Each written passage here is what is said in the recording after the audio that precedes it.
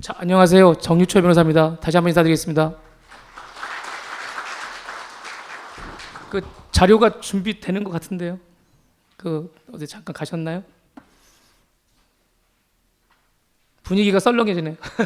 자료 준비해 오실 동안에 저도 뭐 파일로 드렸지 내가. 예, 아무튼 오늘 바쁘신데 많이 오셔가지고요. 제가 또 너무 영광입니다. 예, 아까 저희 원장님께서 이거 말고 이거 움직이는 마이크가 이건가 보다. 예. 이거 할까요? 들리시죠? 끝에 계신 선생님들 들리세요? 예, 이렇게 원장님 맹원장님 말씀해 주신 대로 저도 여기 강원대 이기인데 오늘 너무 감개무량합니다. 예, 그리고 또 중재원 또 아카데미가 있어요. 아시죠? 저희 강원대 출신 분들 많이 또 아카데미에서 중재의 좋은 제도와 전문성을 배우고 있는데 거긴 또 제가 3기예요. 그래서 지난 한 10년간 이 양기관 특히 중재원 또 우리 강원대 건설대학원에서 제가 부족함이 많은데 많은 걸 배우고 있고요. 지금도 여전히 많은 걸 배우고 있습니다. 그래서 오늘 제가 뭐 특별히 소개드리는 거는 그동안 저도 한번 반추해봤어요. 제가 중재사건도 많이 수행해보고 강원대에서 이렇게 클레임 강의를 맡으면서도 이 소중한 중재제도에 대한 어떤 고마움도 느꼈고요. 그리고 앞으로 저희가 어떻게 더 발전해야 될지 이런 것도 느꼈고, 그래서 저는 오늘 뭐 잘 아시다시피 중재의 특성이 좀 비공개 원칙이고, 그렇죠? 기밀성도 요구하고 많은 장점도 많고 단점 그런 부분도 있는데 그런 어떤 핵심 법리적 공방에 대한 내용이 아니고, 그런 속에야 이미 저희가 공부하면서 평소에 많이 배우는 거잖아요. 그게 아니라 이 건설 중재 전반을 한번 부족한 시간이지만 리뷰할 수 있도록 그렇게 제가 한번 갖도록 하겠습니다. 자료 전달이 조금 늦어지는데요. 우리 한번 시간을 아끼는 의미에서 책자도 받으셨죠, 전부 다요. 예. 뭐 이렇게 일을 하다 보면 다 이런 일이 생깁니다. 예. 우리 법원에 가서도 마찬가지고 중재 실제로 당사자 심리하다 보면은 여러 가지 일이 생겨요. 그래서 넓은 마음으로 우리 강원대 또 우리 또 중재인분들 많이 계시니까 너무 넓은 마음으로 이해해 주세요. 예. 좀 좋은 행사 준비하다 보니까 자료 전달이 조금 늦은 것 같은데 책자 한번 보실래요, 선생님들? 예, 책자 발표 자료 받으셨죠? 예, 책자 보고 제가 오면은 좀 진행하겠습니다. 시간이 25분이기 때문에 충분하기 때문에 제가 차분하게 진행하는데 이게 지금 유튜브로 또 가는 거죠. 그러면 그분들을 위해서는 좀 자료가 필요한데 분위기가 안 좋으니까 제가 퀴즈 하나 낼게요. 최근에 안중근 의사 나온 영화 보셨어요? 아니 보셨어요? 안 보셨어요? 하일비란 책은 봤습니까? 안 봤습니까? 맨날 공부만 하세요? 건설대학원 와가지고 안중근 의사가 나중에 3월 20 며칠이죠? 6일 날인가 여순 감옥에서 이제 교수형이 집행되죠. 10월 26일 날 이제 하얼빈에서 돌아가셨는데 그때 이제 사형 방법이 교수형이에요, 그렇죠? 저희 나라에 사형 제도가 있습니까, 없습니까? 저희 나라는 그러면 사형 집행을 어떻게 하죠? 교수형을 해요. 그렇죠. 옛날에 프랑스 혁명 때는 사형 집행을 어떻게 했을까요? 그렇죠. 그러면 저희 나라 지금 프랑스 혁명 때 단두대로 집행을 했는데 단두대가 몇 개 있을까요? 아니, 어려운 거 아니에요. 시험 보는 거 아니에요. 저희 오랜 내래 선배님들이 하던 농담이에요. 2대 있답니다. 2대. 좀 아이스 브레이킹 한 거예요, 제가. 우리 현동명 우리 대표님 간신히 웃으시네. 자, 우리나라에 2개의 제도가 있습니다. 법원의 기판력을 가지면서도 가장 효율적으로 집행될 수 있는데 법원의 판결을 하나로 본다면 나머지 하나의 축이 뭐죠? 아시다시피 바로 중재죠, 그렇죠. 단 2개 있는 거예요, 2개. 그래서 요즘 하도 인기가 많아가지고 제가 나중에 마지막에 말씀드리려고 했는데 준비 관계상 제가 미리 말씀드리면 챗 GPT 한번 해보셨어요? 아주 뭐 1억 명이 지금 사용한다는데 그래서 챗 GPT한테 물어봤어요, 한번. 한국어로 물어보고 영어로 물어봐야 답이 잘 나온답니다. 그래서 영어는 생략을 하고 제가 처음에 이렇게 한번 물어봤어요. 이 똑똑하더라고 이놈이. 중재 제도에 대해서 제가 물어봤어요. 그런데 이놈이 이렇게 대답해요. 중재는 전 세계적으로 특히 국제 비즈니스 분야에서 가장 인기 있는 분쟁 해결 방법 중 하나이다. 대박. 근데 중재 시장의 세계적인 전망은 다른 형태의 분쟁에 대해서 많은 이점을 가지고 있다. 그래서 아까 원장님 말씀하신 이런저런 이점들을 쫙 얘기하는 거예요. 그래서 이번에 제가 범위를 줄여봤어요. 건설 중재에 대해서 어떻게 생각하냐? 네가. 그랬더니 이놈이 한 1, 2분 쫙 하더니 한 이만큼 정도로 쫙 영어로 나와요. 근데 이걸 당연히 아시다시피 제가 파파고에 넣어가지고 번역을 해서 읽어봤더니 이런 거예요. 이거 의미 있습니다. 아주 똑똑한 놈이에요. 제 얘기가 아니고 챗 GPT입니다. 건설 산업은 세계에서 가장 복잡하고 도전적인 분야 중 하나다. 분쟁이 흔한 일이다. 건설업계에서 선호하는 분쟁 해결 방식으로 자리 잡고 있는 만큼 건설업계에서 선호하는 중재는 분쟁 해결 방식으로 자리 잡고 있는 만큼 건설 분야 중재 시장에 대한 세계적 전망은 매우 긍정적이다. 쫙 2페이지를 생략하고 결론이 그래서 뭐냐? 결론도 내려줘요. 결론적으로 건설 부문의 중재 시장에 대한 세계적인 전망은 긍정적인데 중재를 분쟁 해결 수단으로 활용하는 추세는 지속될 것으로 보이고 신속성, 비용 효율성, 전문화된 전문성, 기밀성, 집행 가능성을 포함한 중재의 많은 이점은 건설 산업에서 분쟁을 효율적이고 효과적으로 해결하는 당사자들에게 매력적인 옵션이 된다. 이게 다 보여주더라고요. 예. 그래서 그 매력적인 옵션에 대해서 제가 간단히 한번 소개를 드리겠습니다. 자, 시작할까요? 예. 힘들었습니다. 몇 분 걸렸어요. 거의 다 이거 몇 분까지 제가 해야 되죠? 15분에 시작했나요? 제가 한 그러면 한 15분 내지 20분 남은 거로 보면 되죠? 그렇죠? 예, 그렇게 하겠습니다.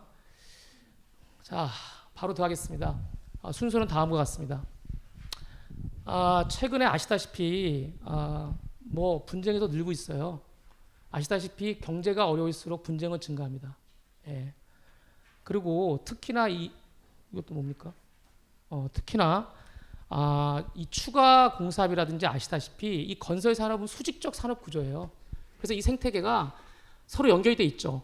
그래서 어느 하나가 흔들리면 같이 연관되어 있습니다. 그래서 이게 하나의 그 생태계를 구성하고 있는 다자 간의 인자들 간의 관계가 굉장히 중요해요. 아시다시피. 그러다 보니까 굉장히 이제 특히 또 수익성이 약화되다 보니까 이런 분쟁이 심화되고 있고요. 특히 이제 민간도 예가 아닙니다. 예. 이제 시작이라는 말들이 많아요. 예. 그래서 적절한 시점에 저희가 포럼을 잘 개최하는 것 같습니다. 특히 이제 보시다시피 이런 주요 요인들, 원자재 가격 상승이나 저 끝에 보시는 안전 이슈라든지 특히 공사 정지나 돌발 이슈는 날이 갈수록 증가하고 있죠. 그래서 과연 이런 것을 우리가 확률에 맡길 것이냐? 아니죠. 아까 심지어 우리 챗 GPT가 그런 얘기를 하잖아요. 아주 흔한 일이다 분쟁은. 예. 아주 흔한 일이라는 거예요. 그럼 그 흔한 일을 우리가 확률에 맡기면 안 되죠. 자, 그렇기 위해서는 전쟁에서 승리하는 장수는 어떤 전쟁터를 고를지, 어떻게 효과적으로 상대에게도 그렇죠? 탈출구를 줄지 다 중요한 방법들이잖아요. 그래서 말씀드린 바와 같이 이런 전문화에 따른 당사자 참여, 구체적 타당성, 비용과 시간을 효율적으로 할 수 있는 분쟁이 뭐가 있겠느냐. 바로 실질적인 예가 하나 있었어요. 뭐냐면 영국의 경우에 컨스트럭팅 더 팀입니다. 그냥 팀이 아니고 더 팀이에요. 아시는 분도 있고 제 강의를 들으신 분은 제가 강의 때마다 이걸 한 번도 안 빼놓는데 기억하실 거예요. 레이썸경이 2017년에 작고하셨죠. 근데 영국은 건설 산업의 혁신을 위해서 공공공사를 중심으로 왜 공공공사를 중심으로 했느냐? 공공공사의 1990년도 중반에 자그마치 70%가 대부분 공사비나 건설함수의 공사 대금 두 개의 독립 변수에 대한 분쟁이 너무 잦더라는 거예요. 그래가지고 건설산업 혁신을 위해 가지고 보고서를 만들었죠. 그 보고서가 바로 이 컨스트럭팅 더 팀입니다. 근데 거기서 강조하는 게 뭐냐면 그 분쟁의 원인으로 결국은 발주자와 시공자 간의 소통을 부재를 들고 있어요. 예. 그래서 거기서 제시하는 여러 가지 절차가 있는데 그 중에 하나가 뭐냐면요. 당사자 간의 어떤 문제가 생기면 신청 1일로부터 단 일주일 만에 7일 만에 재판부가 구성돼야 됩니다. 물론 그 재판부는 양 당사자의 동의에서 마치 우리가 중재인을 선정하는 것처럼 구성을 합니다. 영국의 94년도 이 보고서예요. 두 번째. 그리고 그러면 그 판정부가 구성되면 한 달 28일 이내에 판정이 나오게 돼 있어요. 그리고 그로부터 그 판정의 효과는 집행 권한을 갖습니다. 자, 무슨 말이죠? 건설 산업의 특성은 대규모로서 장기적 공사의 특성을 가지고 있어요. 근데 문제를 계속 이어지는 거죠. 그 과정에서 단락단락의 그런 어떤 분쟁의 요소를 해결하게 된다면 굉장히 그쵸? 효율적인 성과를 이룰 수 있겠죠. 그래서 이렇게 연결되는 거예요. 아시다시피 이제 두 번째 주제가 우리 중대재해인데 영국의 사망 산업재해 수는요 50인 미만입니다. 몇 명이라고요? 50인. 영국이 인구수가 어떻게 되죠? 대략 비슷했어요. 7천만. 우리나라는 5,200만. 그럼 저희 나라보다도 약 1,800만이나 인구가 많은데 저희 나라 중대 산업재해 사망자 수는요 영국의 10배가 넘어요. 갑자기 왜 제가 클레임 중재 얘기하다가 왜 산업안전 이슈 얘기 왜 하죠? 그렇죠. 건설 생태계는 다 연결되어 있는 거예요. 그렇기 때문에 파트너십이 중요하고 소통이 중요하다는 겁니다. 자, 그래서 저의 잠정적 결론은 그거예요. 발표를 하다 보니까 거꾸로 왔는데 이겁니다. 바로 저희가 지금 목도하고 있는 오늘의 이 자리는 굉장히 중요하고 건설 산업의 발전을 위한 중요한 자리인 것 같아요.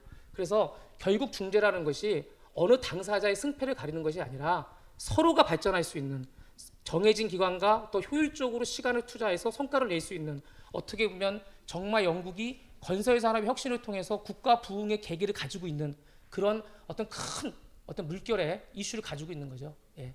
그래서 바로 이어서 제가 말씀을 드리면 시간 관계상 한번 통계를 보셔도 알 수 있어요. 보시다시피 건설 중재 사건은 약 이제 추세가 거의 비슷합니다. 한 뭐 30% 정도 차지하고 있어요. 건수로. 하지만 신청 금액 기준으로는 굉장히 50%를 넘고 있습니다. 많은 경우엔 거의 70%도 되고 있고요. 밑에 보시면 이제 공공과 민간별 접수 현황을 보시면 뭐 이게 맞냐 적냐가 큰 차이가 있는 게 아니라 전체 합계로서의 사건 건수를 한번 쭉 보시면 120건에서 한 130건 정도로 일관되게 꾸준히 건설 중재 제도가 이용되고 있다. 이런 걸 보실 수 있고요. 그 다음에 세부 분야를 한번 봤어요. 제가 봤더니 보십시오. 건축, 그렇죠? 토목, 그리고 설계 디자인, 그 다음에 산업선비 플랜트 이게 중요해요. 이 금액들이 되게 높아. 그 다음에 에너지 분야 중요합니다. 에너지 발전소 이런 거, 그리고 기타 분류하기 좀 힘든 거, 융복합, 콤플렉스 이런 거 많습니다. 그래서 이것만으로는 부족하죠. 그래서 구체적으로 제가 한번 중재원의 우리 권희환 팀장님, 안재철 팀장님의 도움을 받아서 최근 3년간 5월 이상 되는 사건 상당히 많습니다. 근데 그 중에서 제가 해당 연도별로 20개씩 이게 금액 순위가 아닙니다. 공개하기 어려운 거, 또 뭐 이래저래한 거 빼고 중복되지 않는 범위에서 제가 한번 쭉 나열해봤어요. 그럼 우리 선생님들 한번 이거 공통점 찾아보세요. 이거 쭉 보시면서 공사명하고 카테고리를 계약 방식을 뭐 턴키냐, 기본 설계냐, 아니면 뭐 민자 사업이냐, 이렇게 또 구별도 해봤고 원인 상세는 뭐 큰 카테고리를 이렇게 손해배상이냐, 지체상금이냐, 물가 변동이냐 이런 식으로 한번 구분해봤어요. 다음 페이지. 마찬가지입니다. 마찬가지로 공사대금, 민자사업, 턴키, 기술 설계. 오른쪽 가면 상세 원인이 계약 금액 대금 조정은 뭐 대부분 그쪽인데 복합되어 있다는 거죠. 저게 물가 변동, 추가 공사비 이렇게 돼 있고요. 21년도도 마찬가지입니다. 21년도 가면은 1,000억이 넘는 것도 있고요. 사실 더 큰 금액도 있어요. 근데 제가 이제 일부러 좀 뺐어요. 그런 건. 그리고 보시면 공사명을 한번 보세요. 발전, 철도, 또 발전, 집진, 주택정비사업 골고루 있죠. 그리고 뒤에도 마찬가지입니다. 철도도 있고 부지 조성공사도 있고요. 물류 제조도 있고요. 22년도 마찬가지 보시는 바와 같습니다. 자, 어떤 공통점을 느끼십니까, 우리 선생님들? 공통점. 첫째, 규모가 크죠. 둘째, 전문화돼 있어요. 또 셋째 뭡니까? 이 유지보수라든지 굉장히 발전소라든지 공장 시설을 계속 유지하려면 양 당사자 간에 단순한 분쟁이 진행되더라도 협력이 필요해요. 그렇죠? 감 잡으셨죠? 그리고 또 이게 우리 그런 거 있잖아요. 군함만 해도 무기 재원하고 군함 만드는 조선비용하고 비슷한 거예요. 이런 전문화된 시설은요, 그렇죠? 외국의 어떤 자재라든지 주요 공정이 또 그런 게 있다 보니까 그런 어떤 융복합 시스템도 있고 정말 어떻게 보면은 전문화된 법적 쟁점만이 아니라 기술적인 쟁점이 더 중요할 수 있는 겁니다. 그런 것들을 저희가 볼 수 있어요. 세밀하게 보면 그렇죠? 단순히 그래서 지금 저희 중재제도가 어떤 뭐 하자가 나쁘다는 게 아닙니다. 단순히 반복되는 집합 건물의 하자라든지 그것도 중요하죠. 그것도 이왕이면 그렇게 시간이 많이 걸리게 법원이 갈 게 아니라 중재원에 와서 효율적으로 해서 해결하면 되지만 그런 법원도 할 수 있고 중재원도 할 수 있고 이런 차원의 문제가 아니라 정말 이거를 양 당사자가 협력적으로 소통을 통해서 그리고 분쟁이 일어날 수밖에 없는 분야도 많아요. 그렇죠? 예. 처음 도입되는 공정이나 설비도 많고 그런 거를 어떻게 우리가 지혜롭게 호모 사피엔스가 네안데르탈인보다 힘에선 열세였지만 우세종이 된 이유 많이 들으셨잖아요. 그렇죠? 서로가 협력했기 때문에 우세종이 된 것처럼 저는 요거를 쭉 보면서 그런 공통점을 좀 찾았어요. 그리고 특히 기밀성, 기밀 중요하죠. 어떤 성과 측정이라든지 그렇지 않습니까? 플랜트 공사 굉장히 중요합니다. 뭐 엔지니어 우리 광운대 선생님들 많이 아시잖아요. 후배님들. 그래서 적극적으로 이런 장점을 가지고 있다. 이 말씀을 드리고 싶고 구체적으로 그 사례도 그래서 제가 어떻게 뽑았냐면 우리 중재를 잘 표출할 수 있는 사례들 중에 한번 서너 가지를 한번 봤어요. 다만 양해를 드리고 싶은 거는 이게 기밀성이라든지 비공개 원칙상 제가 구체적인 법률적 쟁점으로 다투진 않겠습니다. 첫 번째 사례. 자, 한번 러프하게 한번 생각을 해보세요. 어떤 공사가 있는데 여기 있다시피 분쟁의 발생이 특정 구간이 있는데 특정 구간의 일부 구간이 원래는 전체가 다 복선 공사면 좋은데 일부는 단선이었다가 그 일부 구간이 복선으로 다 바뀐 거예요. 근데 이런 철도나 도로공사의 특징은 뭡니까? 선형공사의 특징들은 그렇죠. 어느 한 공구만, 그렇죠? 어느 한 단락만 되는 게 아니죠. 국가계획에 의해서 그 교통량이라든지 이런 게 분석이 돼서 공기 준수가 굉장히 중요한 거예요. 그러다 보니까 특정 공구 전체를 복선화하지 못하고 일부만 단선으로 돼 있던 걸 전부 복선화하다 보니까 잘 아시는 우선 시공 방식, 우린 통상 패스트트랙이라고 그러죠. 그거를 진행하게 된 거예요. 근데 설계라는 게 그렇잖아요. 하루아침에 되는 게 아니죠. 그러다 보니까 설계하고 시공을 병행하다 보니까 어떻게 돼요? 설계 도면이 한 번에 안 되죠, 정리가. 그러니까 4차례에 걸쳐서 5차례에 걸쳐서 설계 도면이 나가는 거예요. 그러면서 공사를 병행하는 거예요. 우리 정용호 박사님 계시지만 그 경우에 신규 품목의 단가를 어떻게 적용할 거냐. 그렇죠? 근데 그거를 그러면 처음 나가는 우선 시공 도면 기준으로 할 거냐? 아니야. 4번, 5번 나가는데 패스트트랙이 맨 끝에 2년 뒤, 3년 뒤에 나간 최종 설계 도면으로 기준으로 할 거냐? 어려운 문제입니다. 그렇죠? 더군다나 물가 변동은 더 연관돼 있죠. 그렇잖아요. 그래서 그 쟁점이었습니다. 그런데 보시는 바와 같이 법조인 포함해서 특히 건설 분야 전문가, 건설관리학 박사님까지 중재인으로 구성이 돼서 1회 심리기일부터, 이 중요한 얘기예요. 보통 법원 가면 이렇게 1회 심리기일부터 바로 본론 들어가기 쉽지 않습니다. 근데 바로 본론으로 들어가서 당사자 의사를 적극적으로 확인 위해서 성명권도 행사가 됐고요. 중재판정부는 지금 제가 말씀드린 몇 가지 방법 있죠. 시공 범위를 어떻게 확정할 거냐. 물가 변동에 있어서 계약 금액 조정 절차를, 중요한 얘기입니다. 간접비나 공기 연장 비용처럼 차수별로 할 것이냐. 그게 아니라 지금 국가계약법에도 있죠. 법조문에. 물가 변동은 총 부기 금액 기준이에요. 그럼 당연히 그 총 부기 금액 기준으로 할 거냐. 그런 거. 그렇죠? 중요한 이점 아닙니까? 그런 것을 합리적으로 양 당사자의 의사해석을 통해서 결정한 사건입니다. 그래서 저는 이제 이걸 보고 이런 이제 생각이 들었습니다. 더 중요한 거는 의견 제시의 기회를 충분히 부여해야죠. 기준에 따라서는 최종 설계 도면 3년 뒤난 그게 기준이 될 수도 있고요. 아니면 처음 나간 우선 시공 도면이 될 수 있는 거예요. 그렇죠? 아니면 각각의 도면을 나눌 수도 있는 거고요. 그런 충분한 의견 제시 기회를 부여하고 더 중요한 게 있죠. 바로 구체적 타당성. 판례가 없어요. 전례가 없어요. 그 점에 대해서 바로 구체적 타당성에 가진 판정을 이끌어낼 수 있었다. 이 점을 말씀드리겠습니다. 두 번째죠. 두 번째는 요즘 잘 아실 거예요. 제가 요즘에 거의 이틀에 한 번 정도 상담을 받고 있고요. 아마 중재원에서도 상당히 물가 변동 사건은 계속적으로 많이 들어오는 걸로 알고 있어요. 그럼 저희가 생각을 해보자고요. 누구나 다일 것 같은 물가 변동 사건인데 이게 왜 해결책이 이렇게 복잡한가? 다단한가? 바로 이겁니다. 보세요. 공공공사와 달리 민간공사는요. 배제 특약도 많아요. 그렇죠? 그런데 지금 최근에 또 정부에서는 원자재 가격이 워낙 상승하다 보니까 유권 해석을 내렸죠. 그렇죠? 건산법에 의해서 무효일 수도 있다. 이렇게 한 거예요. 자, 그럼 이제 나 어떡하라고? 당사자 간에는 이런 문제가 생기지 않습니까? 좀 더 쟁점 위주로 한번 들어가 볼게요. 배제 특약이 만약에 무효예요. 민간공사에서 물가 변동을 안 주기로 한다. 이렇게 처분 문서에 계약서에 써놓은 거예요. 근데 그것이 무효다라고 전제하더라도 아직 법원에서는 무효라고 한 적은 없습니다. 근데 그것이 저런 유권 해석이라든지 이런저런 사유로 무효라는 경우에 과연 그 적용할 수 있는 근거는 뭐냐? 막연하게 적용 근거가 아니라 그럼 구체적으로 어떻게 산정할 거냐? 이런 문제가 남는 거죠. 그렇죠? 예. 그 다음에 바로 넘어가 볼게요. 더 심각한 게 있어요. 실제로요, 요즘은요, 민간공사의 경우에도 발주자도 아는 거예요. 내가 이거를 시공사를 무조건 옥죄가지고 무조건 금액만 낮추는 게 능사가 아니죠. 그렇죠? 제대로 된 품질의 제대로 된 목적물을 양산하기 위해서는 어떻게 됩니까? 제대로 된 돈을 줘야 되죠. 그러기 위해서 협의한다는 문구도 많이 들어가요. 그럼 과연 배제하지 않고 협의한다고 넣었을 때 그거는 당사자 상대방인 발주자에게 건축주에게 물가 변동 의무를 지우는 것이냐? 어떻게 되죠? 참고로 하급심 중에는요, 협의라고 되어 있기 때문에 의무를 안 지운다는 판례도 있어요. 예. 우리가 생각한 대로 협의한다기 때문에 무조건 지우는 거 아니에요. 그런데 또 긍정적으로 봐서 협의한다 그랬으니까 줄 수 있다고 봤을 때 그럼 어떤 기준에 의해서 줄 거냐 이거죠. 또 더 중요한 게 있죠. 우리가 왜 소송보다 중재의 장점이 뭐죠? 그렇죠. 효율적인 시간 배분이죠.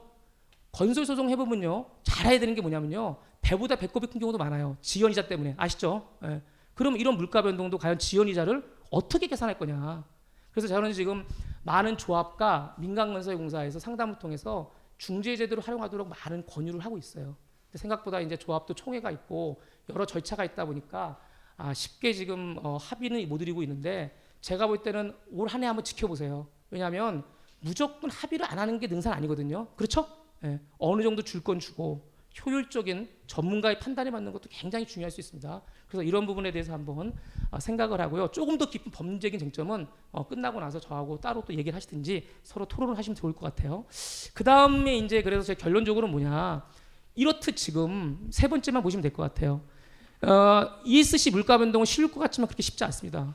아주 법리적으로 확립되어 있지 않고요. 소비자 물가 지수라고 한다고 돼 있는데 그럼 건설 물가 지수하고 몇 배 차이가 나죠? 그렇죠. 6, 7배 차이 나요. 예. 그러면 결국은 처분 문서에는 소비자 물가 지수로 돼 있는데 그럼 건설 물가 지수를 우리는 받기 위해서 지금 합의를 해야 되는데 받아들일까 이런 문제지 않습니까? 그걸 어떻게 합리적으로 산정할 거냐. 아주 이런 디테일한 문제들이 있다고 저는 보고 있습니다. 그래서 이런 분야도 굉장히 저희 건설산업 발전에 기여가 될 것으로 보고 있고요. 세 번째 사건은 너무나 잘 아시는 사건이에요. 공기연잡 간접비 사건인데요. 보십시오 한번. 시작이 2022년 7월인데 어떻게 끝나죠? 12월에. 야, 불과 5개월. 대단합니다. 예. 보시다시피 7월에 저희가 신청이 돼가지고 9월에 건설 분야 원가 전문 분석사가까지 포함돼서 중재판정부가 구성된 이후에 답변서 제출한 이후에 11월에 1차 심리가 개최됐고, 여기서 핵심 포인트는 뭐냐면요, 감정을 안 거쳤어요. 감정을 안 거쳤다고? 어떻게 그러면 발주자나 건축주는 그걸 인정을 하지? 그렇죠. 오히려 이 공사를 가장 잘 알고 이 비용과 공기 분석이 가장 잘하는 사람은 어떻게 보면요, 당사자들끼리 끼거든요. 그 중에 특히 누가 될 수가 있겠어요. 그렇죠. 감리단. 그래서 보시다시피 감리단을 통해서 신청인들은 이거 감리단이 인정하는 범위 내에서 우리 오케이 할 수 있다. 당연히 이건 발주도 마찬가지죠. 굳이 이거 감정을 제3자한테 보낼 이유가 없죠. 그 감리단 의견 받자.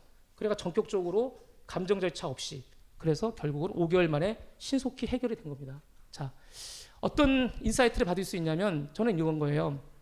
감정이 좋다 나쁘다에 떠나서 이렇게 당사자가 원하는 신속한 어떤 합의점에 도출될 수 있는 효율적인 기능을 가지고 있구나. 이런 거 다시 한번 제가 이 사건을 통해서 깨달았고요. 더 중요한 게 있어요. 엔지니어 중진의 수가 좀 더 많아질 필요가 있겠다. 이런 것도 같이 제가 많이 느꼈습니다. 시간 관계상 이제 적절히 마무리하도록 하겠습니다. 마지막으로 선생님들이 요거는 이제 복합 화력 발전소의 잠재하자 사건인데, 잠재하자라고 들어보신 분 손 들어보세요. 이제 한 분밖에 없잖아요. 예. 이거 우리나라에서 쓰는 말 아니거든요. 예. 이건 계약서는 EPC 계약인데 우리나라 계약서가 아니에요. 잠재하자가 뭐냐면 이런 거랍니다. 요거 특징이 뭐였냐면요, 세부 공정별로 우리는 하자 보수 기간이 돼 있잖아요. 우리나라 국내 입법은 그게 아니에요. 딱 두 개밖에 없어요. 일반 하자하고 잠재하자. 일반 하자는 뭔데? 2년 내에 발생하는 하자. 잠재하자는 뭔데? 그거 아니고 2년 내에 하자를 발견할 수가 없어. 그런 거 많죠. 이런 발전소나 플랜트 같은 경우에는요. 운영을 해봐야 되는 거잖아요. 측정을 해봐야 되는 거잖아요. 그렇죠? pH 농도를 계속 분석해야 되는 거잖아요. 그런 경우에는 잠재하자로 규정해가지고 손해배상을 할 수 있도록 한 겁니다. 이거 뭐 법원에 선례가 어디 있겠어요. 그렇죠? 역시 중재판정부의 하자 분야뿐 아니라 법조인분들로 구성해가지고 결국은 보시다시피 잠재하자 규정들에 대해서 아주 합리적인 해석을 한 아주 그런 사례입니다. 그래서 항목이 상당히 많았어요. 사실은 뭐 수십 가지가 됐는데 저는 이 사건을 보면서 우리 건설 중재가 가져야 될 어떤 그 발전 방향의 좋은 모델링이 아닌가 이런 생각을 했습니다. 그래서 제가 지금 말씀드리고 싶은 건 이런 거예요. 가장 보편적이고 저희가 이제 소송 건수에 비해서 중재 건수가 상당히 지금 적은데 그로 인해서 우리가 발전시켜야 되는 분야가 정말 이 얘기는 제가 해드려야 돼요. 단순히 반복되고 일반화된 루틴의 분쟁을 효율적으로 해결해서 당사자에게 시간이라는 이자라는 대금이라는 목적물 완성이라는 그런 효율적 이익도 중요하지만 더 중요한 인사이트라고 생각해요. 대한민국의 건설 산업의 발전을 위해서 보다 더 전문화된 수준 높은 분쟁을 해결할 수 있다. 이 점에 저는 좀 주목하고 싶습니다. 네. 네, 잘 들어서 감사합니다. 마무리하겠습니다. 이게 그 혁명, 파괴적 혁명이라는 말 많이 들어보셨을 거예요. 예, 크리스텐스 교수가 얘기했죠. 예, 파괴적 혁명 그러니까 어려운데 쉽게 말하면 이겁니다. 미국에서 공군 비행기가 많이 추락을 하니까 어떻게 했어요? 예, 비행기 조종사를 보호하기 위해서 무기 재원도 개발해보고 동체도 어떻게 개발해보고 안 되는 거예요. 돈을 수천억 쏟아도. 결론이 뭔지 아세요? 우리 선생님들 요즘에 운전석 가면은 앞뒤로 움직이는 의자 있죠? 그걸 가변식 의자라고 합니다. 원래 가변식 의자는 미 공군이 개발한 거예요. 같은 170cm라도 발 길이가 틀리고 허리 둘레가 틀립니다. 이해 가셨죠? 그 하나의 비용으로 엄청난 결국 우리나라 한국전쟁에 써먹죠. 2차 대전 이후에도 계속 추락하다 보니까 그 효율성을 향상시켜서 어떻게 보면 한국전쟁에서 공군력을 제어한 그런 큰 역할을 했죠. 제가 드리고 싶은 말이 이거예요. 우리 맹수호 원장님 저한테 항상 그런 말씀 하시는데 우리 중재제도 뭐가 높다고요? 가성비가 높다고 그래요. 가성비가.